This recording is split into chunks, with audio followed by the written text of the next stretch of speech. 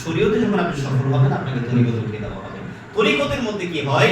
তরিকতের মধ্যে একজন ব্যক্তি, একজন মাশায়েখ, একজন পীরকে, একজন শায়েখকে তিনি আনুগত্য স্বীকার করেন, তার কাছে আত্মসমর্পণ করে দেন।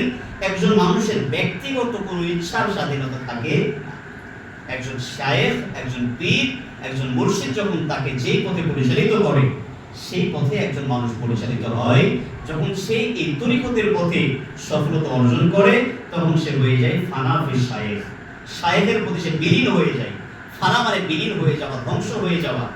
যখন একজন মানুষ একজন শায়েখের প্রতি, একজন মুর্শিদের প্রতি ফানা হয়ে যায়, ফানা ফি শায়েখ হয়ে যায়, তখন ওই ব্যক্তি ফানা ফি রাসূলের প্রতি সে আগ্রহ প্রকাশ করে। আর যখন সেই ব্যক্তি ফানা ফি রাসূল বা রাসূলের প্রতি ফানা হয়ে যায়, রাসূলের প্রতি বিলীন হয়ে যায়, অতঃপর রাসূলের এই ফানার প্রতি যখন বিলীন হয়ে যায়, সফলতা অর্জন করে, তখন ওই ব্যক্তিকে ফানা ফিল্লাহ এর পর্যায়ে উত্তীর্ণ করা হয়। তখন ওই ব্যক্তি দুনিয়ার জমিনে বসে আল্লাহর আরশ আজিম পর্যন্ত দেখতে পাবে। সুবহানাল্লাহ।